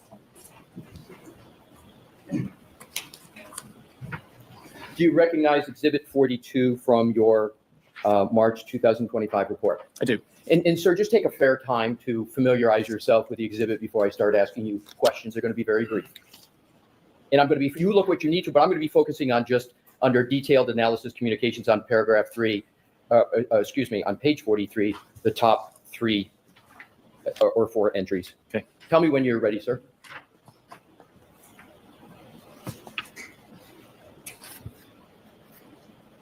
Okay. Thank you. Your Honor, may I have 43, which is in evidence published? Yes. Thank you, Your Honor. Mr. Wolf, please. And if you could enlarge, you don't need the text. So if we can just go to detailed analysis, communication, call history. And now if you could just super enlarge the first few entries. Yes, that is great. So what I want to do is just cover the information here. Whose phone is the subject of the entries on this chart? This is John's phone. And if we start with the first entry, reading left to right, 12:14:36, end time 12:15:20, incoming call from Jen McCabe, duration 44 seconds. You see that, sir? I do. You see, and is that a call that is answered? Yes. If you go to the next entry, 18:47, that's 12:18:47 to 12:19:23, outgoing call, duration 36 seconds, to Jen McCabe, duration 36 seconds. Do you see that, sir? I do. Is that a call that is answered? Difficult to say. That could be a outgoing call that lasted 36 seconds of ringing. I believe it was answered. Well, how is it that you can tell the first one was answered, but not the second one? Because it's an incoming call. Okay, fair enough. So if we go to the third entry, 12:29:44, 12:29:51, incoming call from Jen McCabe. You see that, sir? I don't mean to interrupt. Could I ask about the display? Let me just say that. Oh my God. Why? Why is Brennan concerned about all of this stuff? And then they go into a break. Why is Brennan concerned about all of this stuff? What is the problem with this cross-examination that is getting Brennan so hot under the collar?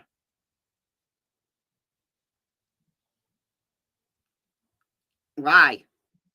Is it because what we saw on that screen was from 12:33? He didn't want them to get there. He didn't want them to get there. Where is this thing?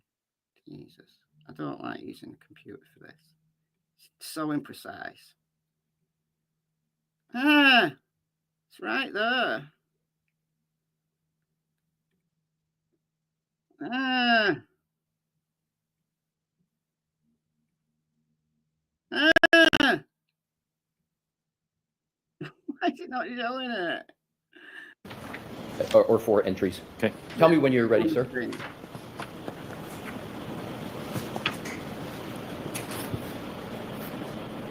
Okay. Thank you. Your Honor, may I have 43, which is in evidence public? Yes. Thank you, Your Honor. Mr. Wolf, please. And if you could enlarge, you don't need the text. So if we can just go to detailed analysis, communication, call history. And now if you could just super enlarge the first few entries. Yes, that is great. So what I want to do is just cover. Right. Okay. So he didn't get there. But 12:33, incoming call, Karen Reid. 34, Karen Reid. 34, Karen Reid. Right. So Karen keeps calling him. Karen keeps calling him. Now remember that John O'Keefe is meant to be dying on the lawn by this time, by 12:33. So why is Karen continually calling him? Because she thought he'd gone in the house. So she's left. She had to have been driving at this point. Now, we haven't seen any location data from Karen's phone, so we don't know when Karen actually set off as of yet.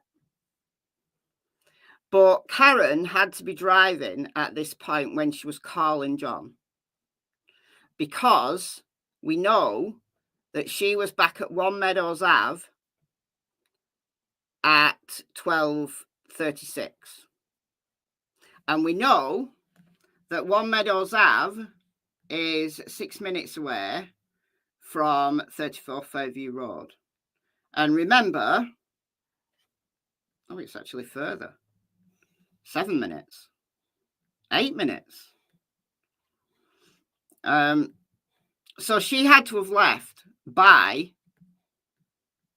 12:30 to get to 1 Meadows Ave for 12:36 to connect with the Wi-Fi. She had to have left here before 12:30. She had to, because it was an unfamiliar route. It was dark. It was snowing. So she would be driving presumably a little bit slower than she would normally. Like if you're on an unfamiliar road and it's dark and it's snowing, you're going to be driving slower than you would if it was perfect conditions and you knew the road really well, because you can anticipate curbs, you can anticipate intersections, you can do all the things, right, on a really familiar road, which you can't do on an unfamiliar road. And she'd never been to 34 Fairview before. They got lost going from the waterfall bar to 34 Fairview, so she's unfamiliar. She's not from Canton. She's unfamiliar with this location. So at 12:33 and 12:34, when she's calling John, she's already driving. And John isn't answering. Well, you might say, if you're a Commonwealth supporter, you might say, well, it's because he's dying on the lawn and she's ringing him to cover her tracks. You could say that. Or it could be that John is getting attacked at this time, that he's gone in the house or he's gone in the yard and is being attacked at this time. And that's why he's not answering.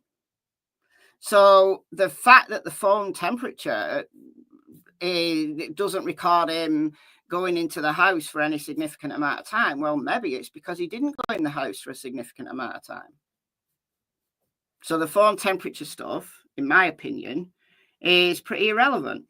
But I hope the jury can work it out. All right, we're back. We're back. Where do I want to go next? I want to get to. Let's do this, maybe. Can't remember what this is, but let me. So as you sit here today, you can't say that an iPhone can tell the difference between a car, bus, bicycle, or walking, correct? The iPhone can, but I haven't researched that data fully enough to understand it forensically. So I can't, but the phone can. Does an iPhone merely register movement? Let me rephrase that. Does an iPhone register movement? It does. All right, I think we've covered this. I think I covered this. I know the answer to this. The phone takes a guess based on numerous sensors. It takes a guess as to whether you're walking, running, cycling, or you're driving in a car. And it takes it into account as the phone actually moving, the altitude change, and the speed. Takes those things into account. So if you're driving at 30 miles an hour, it knows you're not running because you can't run at 30 miles an hour. It knows that, right? So I'm going to take us to the rebuttal stuff now. Okay, we've done all that. All right, this is lunchtime. All right, Brennan's back. Brennan's back after lunch. And this was totally misleading. Totally misleading. But this is Brennan's rebuttal. And I didn't like this at all.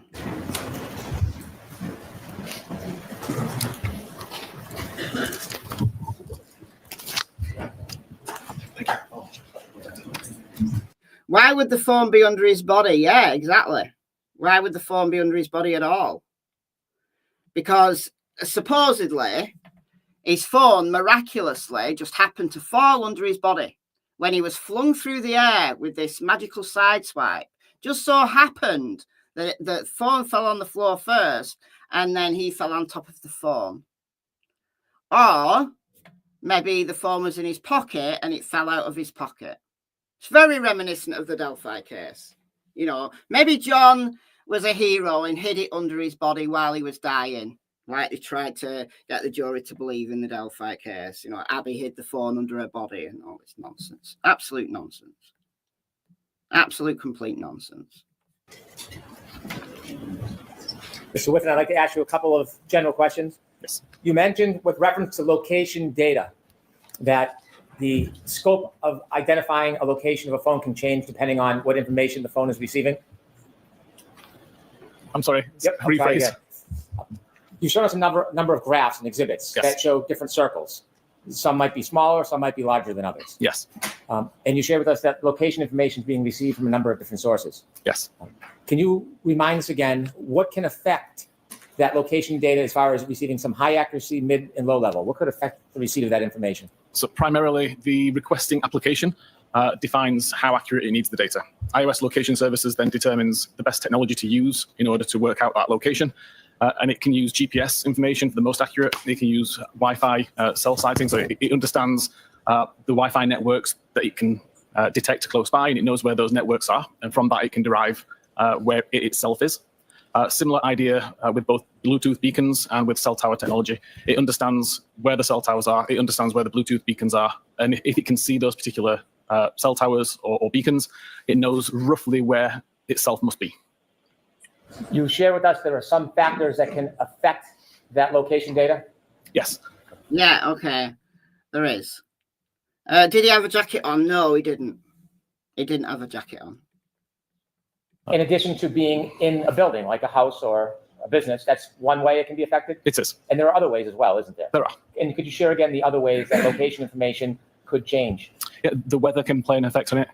The geography of the area, whether it's in a rural or urban environment, other kinds of interference. If there are other items close by that are emitting electrical interference, it could affect the location data as well. How about a body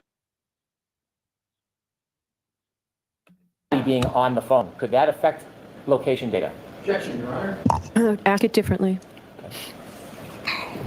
If a human being So Brennan is leading the witness there. But that's okay. Just ask it differently. So John O'Keefe's body lying on his phone, could that affect the location data? Technically, but location data is more likely to become inaccurate when you're inside a building rather than if your body's lying on it. was covering the phone, so it wasn't exposed to the air, could that affect the location data? Objection, Your Honor. I'm going to allow it. I believe it could, yes. You were shown Exhibit 40. It was one select piece of the report. It was a graph. With the court's permission, I'd like to show Exhibit 40. Yes. Exhibit 40 has two circles, one darker, one white. Yes. And do you remember being asked questions about this particular exhibit? Did. And in addition to this exhibit, is there other information in your report that wasn't shown to you that would put this in context? There's. This exhibit is to demonstrate a window of when location data was taken for a particular time. Objection, Your Honor. Watch the form of the question, Mr. This photograph, what does it represent? There were two particular time periods of approximately 5 seconds where multiple records showed identical latitude and longitude. So the same center point of the radius, but the radius themselves differed. So in this case, the white circle or the white circles show the lowest accuracy and the highest accuracy for 5 records that were all within a 5-second time period, and that shared the same latitude longitude as the central point. And looking at this snapshot of 5 seconds, is this still consistent with your opinion that to a reasonable degree of scientific certainty, you opine that the cell phone was in the flagpole area the entire evening of January 29th, 2022? Objection, Your Honor. I'm going to allow it. Of course you're going to allow it. But look at this. So this is where they think John was, right? Flagpole area, right? And this is where they say his phone was, right? This area, within 7 meters. But then they introduce this 5-second, or I think it turns out to be 8-second time frame, where the latitude and longitude of the phone stays consistent, stays identical. And it's here, this point on the lawn here. And this is at 12:38, that the phone's here. But by 12:38, John's meant to be here at the flagpole. So how confusing is this for the jury? How confusing is this for the jury? Now, bear in mind that the phone could be anywhere in this area. Could be in the house, could be in the yard. But they pick on this one time point where the latitude and longitude suddenly becomes completely all-encompassingly important. Why? This is just another way, in my opinion, to confuse the jury. Yes, it still aligns with my opinion. When you provide a report with all the different graphs and explanations, do you expect it's going to be shared with the defense attorneys? Of course. And you understand in this case, everything is shared. Of course. And when you shared your report with this piece of information, did you include a summary chart that wasn't shown to you on examination? I believe I did, yes. May I approach? Yes.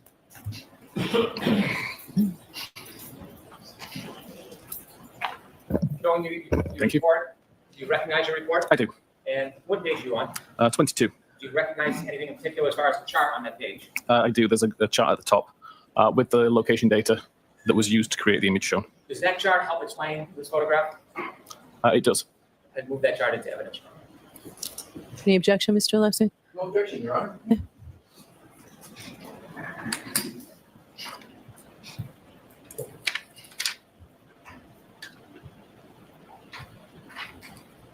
the 44. Thank you. With the court's permission, I'd like Ms. Gilman to show us the chart. Yes. How long of a time period does that photograph encompass? The photograph has got 2 time periods of 5 seconds each, which are approximately 40 minutes apart. And what does this show us? Can you explain the chart that goes along with that photograph that was shown to you? So this chart is, or I should say, the map shows 5 of the records from this particular chart. But we can see that all of these records have a consecutive timestamp 1 second apart. The latitude and longitude is identical for all of these records, but at the same time, the accuracy drops from 43 meters to 7 meters within that same 8-second time period. The idea was to demonstrate that if you had one of these records on its own, if you only had the 43-meter accurate record, for example, then the phone could be anywhere within that 43-meter radius. But as time goes on, the accuracy is refined. The same central point is used by iOS, but we've now got an accuracy of 7 meters. And again, if we were to say that the phone is anywhere within that 7 meters, it's a much more accurate representation, according to the data, than the 43 meters would be. And with an 8-second time period, if the device was actually moving during that time, I wouldn't expect to see the latitude and longitude remain exactly the same. There'd be some degree of movement in the coordinates. All right, so I don't know whether the jury would understand that at all. I don't understand why this was shown. However, let's break it down, because I was laughing. I was laughing at this. Okay, so they've taken a random, just seemingly random 8-second time period. Okay, so 12:38 and 13 seconds, 12:38 and 14 seconds, 15 seconds, 16 seconds, 17 seconds, 18 seconds, 19 seconds, 20 seconds, and 21 seconds. 8 seconds, where the latitude and longitude depicted on the phone stays the same. So the phone isn't moving, right? According to the latitude and longitude, it's not moving, even though the accuracy is varying. So the phone is honing in. So at 12:38 and 21 seconds, the phone is accurate to this longitude and latitude to 7 meters. Okay. Now, what does that actually mean in real time? What does that actually mean? All right. Well, I'll show you what it means. I'll show you what it means because I plotted it. I'll show you what it means. All right. I've got to change the way that I share this to put Google. I have Google Earth Pro and I can't show it in a window, so I've got to share my entire screen when I do this. Oh. Okay. Now I can reshare.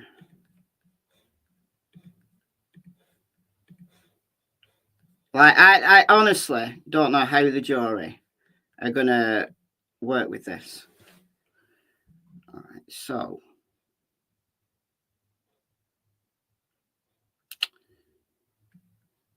Oh, I didn't want to do that. Where's my pin gone? Where's my pin gone? Oh, I'm going to have to add my pin back. All right, I'm going to have to add my pin back. My pin was right there. So this is the approximate location where John O'Keefe was found. All right. So you can see the flagpole. If I go down to street level, you can see the flagpole there. So John is found 8 to 10 feet off the road in the vicinity of the flagpole. So that's what my pin denotes. But I put another pin in yesterday with the exact longitude and latitude. So I might as well just do it again, seeing as it's deleted my pin. It's not deleted my circle, but it's deleted my pin. All right, I've got to put the exact longitude and latitude back in now. Okay, what was it? 42,174. 42.174. 2261. 2261 and minus 71 point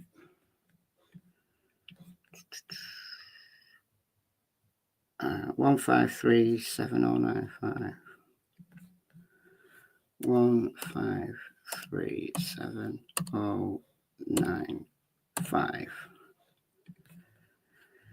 Okay. Right there.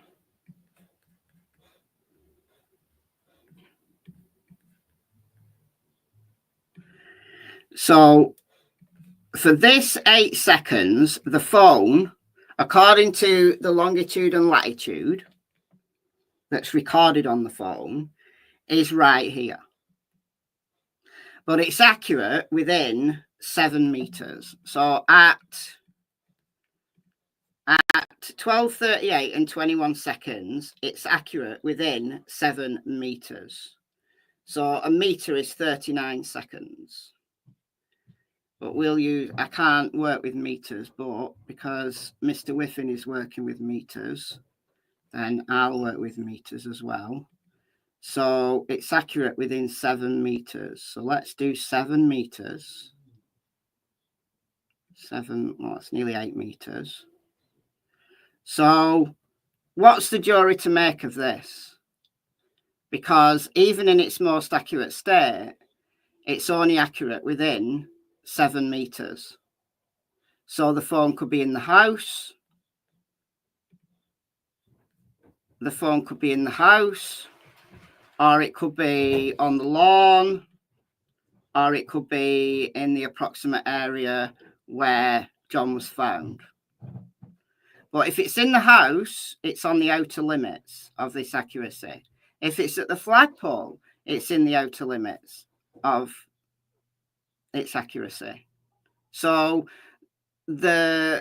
whichever, whether the phone's in the house or whether the phone's outside being knocked over by Karen Reid already, it's still at the outer limits of its accuracy. So why include this information at all? Because it's not helpful to the jury, and it doesn't give us any other indication of where John's phone was. It doesn't. So what was the point in doing that, other than adding more data to an already potentially confused jury to hoodwink them to believe that, oh, look, the longitude and latitude didn't change in this 8-second period? Well, okay, if you're using longitude and latitude to say that the phone didn't move, how come you haven't shown us the longitude and latitude of this phone at any other time other than this 8 seconds? Why? Why not show us the longitude and latitude of the time period between 1225 and 1232? Why not give us the exact coordinates of where that phone was between 1225 and 1232?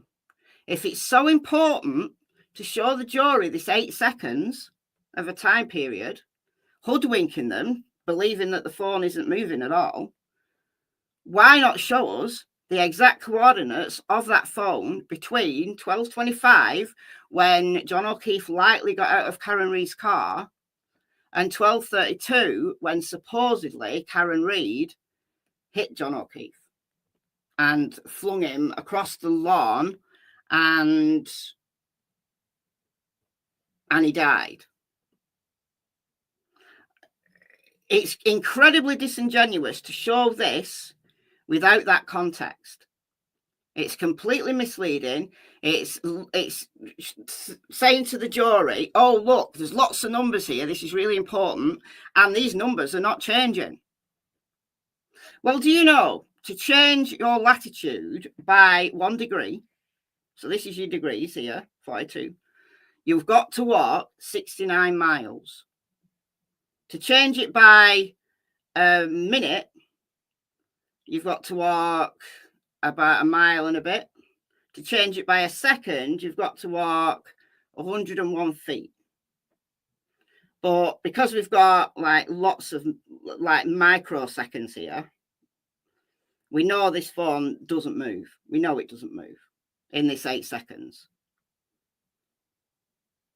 But we don't know where this phone is during these 8 seconds, because that's where the center point is.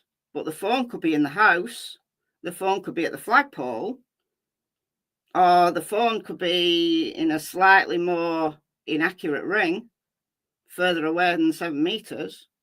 So it doesn't help the jury. It doesn't help the jury determine where this phone actually is. And it's very disingenuous to show them coordinates that don't move for just an 8-second period. Show us the coordinates between 12:25 and 12:32.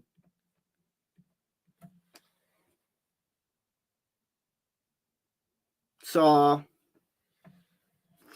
I don't like this at all. I don't like what Hank Brennan is trying to do here. He's using this witness with all of these numbers and fancy data because he's a very likable chap. All right. He is. He's a likable chap. He's been on the stand for a long time, and he's very seemingly knowledgeable. But he's misled the jury. He has completely misled the jury, and I hope that they realize it. But it doesn't instill with very much hope that a jury can put this kind of information together because of the Delphi case. I'm very concerned that the jury aren't going to be able to put this all together. So I just hope that as the trial goes on, because we're only in the first week of the trial, we're, day 7 of testimony today. I hope that the defense continues to be as good as it has been. I thought Mr. Alessi was excellent yesterday in breaking all of it down and showing the problems. I thought he was really good at that. He seems to be like the technician on the team. And I think it'll all start coming together for either side once we have the crash test data. I think that's going to be really crucial as well. So Jen McCabe is still on the stand today. And Hoslong to Die in the Cold, in my opinion, was done at 2:27. And isn't it interesting that Celebrite changed the way that it does stuff after this case? Because its timestamps were misleading, so they took them out. Instead of changing it, they just took them out. So it's made Celebrite, the program, less useful to investigations. But Axiom still records the navigation event, which was the URL being searched for. Hoslong to Die in the Cold was at 2:27. Doesn't matter about when the tab was open, doesn't matter when the tab was created. It's that navigation event that's important. So again, go and watch my video from yesterday where I show you the timestamps of individual navigation events change. It's nothing to do with when the tab was created, when the tab was opened. It's nothing to do with that. That's completely misleading. Unless I've totally misunderstood, and I don't think I have, it's completely misleading. And this data with longitude and latitude, and oh, the phone doesn't move, and oh, the phone was at the flagpole the whole time, is also another way to completely mislead the jury. So Mr. Whiffen has done a good job there of misleading the jury. I'm sure coached by Hank Brennan, because he didn't produce half of that data last time at trial 1, but obviously the jury in this trial don't know that. And I'm glad that Mr. Alessi was able to counter all of these points with really logical arguments. And I got it, but I'm just hoping that the jury did as well. So, all right, we've got Jen McKay back on the stand in less than an hour. So I'm going to go. I'm going to leave you to it now, and I'll be back tomorrow. I'm likely going to be doing my trial recap tomorrow morning over on Michelle Walks. Likely. I'll be over there. But just get your notifications on for both channels, and then you're done. It doesn't matter where I go live, you won't miss it if you put your notifications on. Unless notifications just completely stop working, which they do sometimes. So, I hope you found that a little bit useful. I've got my head around it. It just concerns me that the jury might not have. But anyway, thank you, everybody, for joining me today. And we had Denise, who gifted 10. We had Denise, who gifted 10. Oh, same Denise. Denise, you've been very generous today. And then you also gifted 5 memberships. And Harry Potter's Beard also gifted a membership. So thank you all. Especially Denise, you've been very generous. It didn't twig with me that it was the same person donating. So thank you so much. And thanks as always to the mods. And I will see you very soon. I'm going to go and sit outside now where it's nice. Bye, guys.